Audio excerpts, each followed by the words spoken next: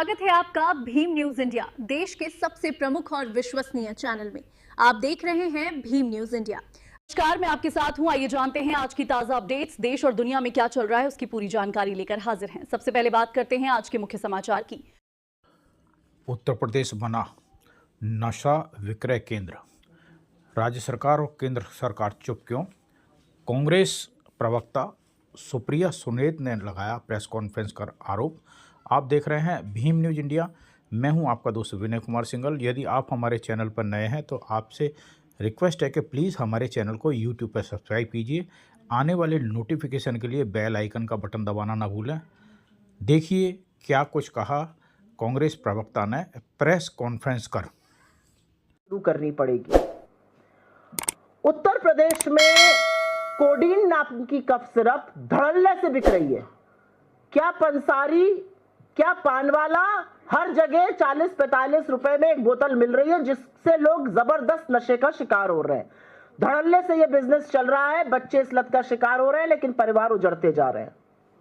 और इसीलिए किसी भी तरह का एडिक्शन, किसी भी तरह की नशे की लत एक बहुत गंभीर विकराल समस्या है देश के सामने, और उस पर चर्चा जरूरी है। क्योंकि आज की तारीख में चाहे स्कूल के कैंपस हो, चाहे कॉलेज के कैंपस हो, चाहे सड़कों पर बड़ी आसानी से हर तरह का नशा, पहले चरस गांजे की बात होती थी, अफीम की बात होती थी, फिर सूखा नशा, केमिकल्स, अब कफ सिरप धड़ल्ले से बिक रहा है। और धड़ल्ले से यह गोरख धंधा उत्तर प्रदेश में फैल रहा है।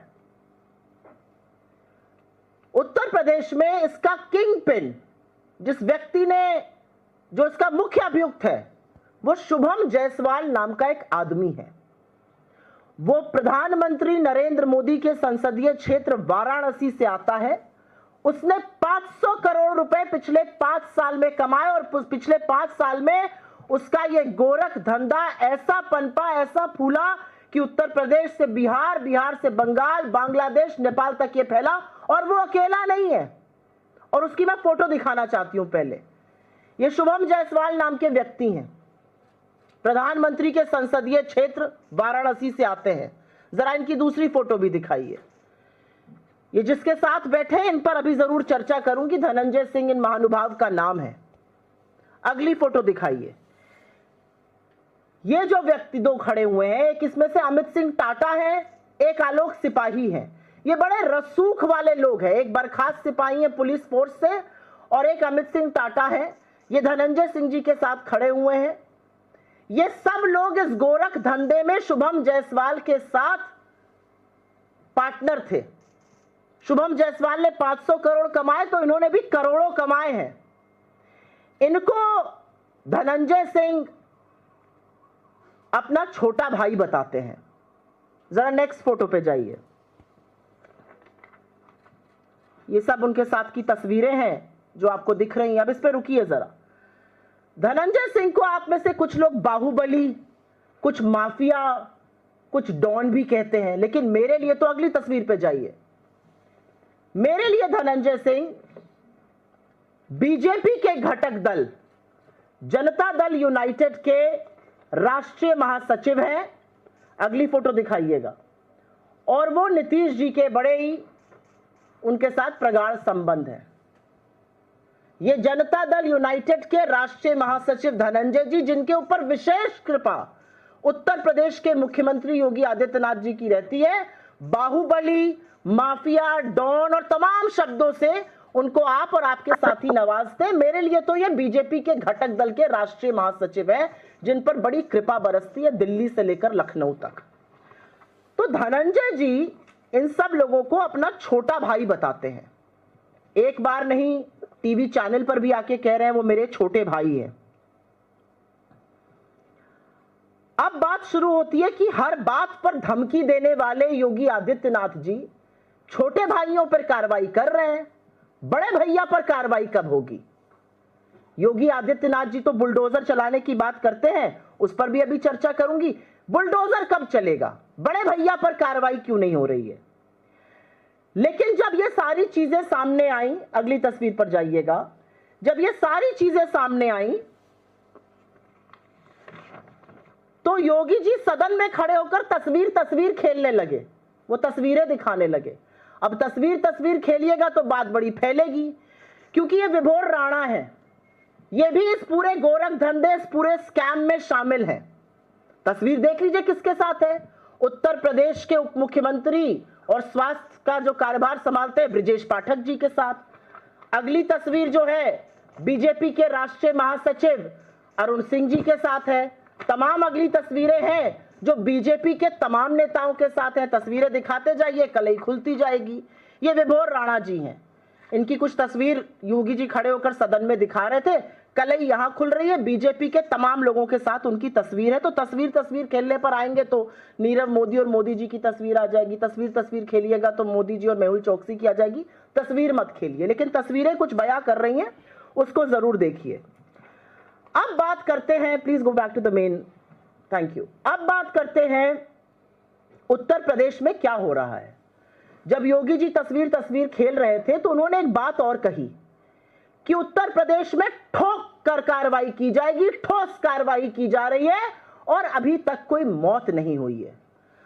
मतलब कितनी हैरानी की बात है कि उत्तर प्रदेश के मुख्यमंत्री, सूबे के मुख्यमंत्री को यह राहत है कि अभी तक कोई मौत नहीं हुई है। जब कोई मरेगा तभी संगीन मामला बनेगा, तभी बुलडोजर निकलेगा।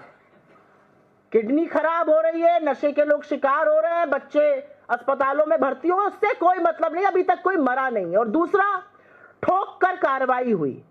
अब इस ठोक कर कार्रवाई पर जो लीपापोती हुई, पहले उसकी बात कर लेते हैं। कुछ छोटे मोटे लोगों को गिरफ्तार कर लिया गया, कुछ ट्रक बरामद कर लिए गए, कुछ गोडाउन पर छापे पड़ गए। इसीलिए सवाल उठता है, कहां है शुभम जायसवाल? ठोक कर कार्रवाई कर रहे हैं ना, शुभम जायसवाल कहां है? कहां है धनंजय सिंह? उनके छोटे छोटे भैया बड़े बड़े कारनामे कर रहे हैं, तो बड़े भैया पर कार्रवाई कब होगी?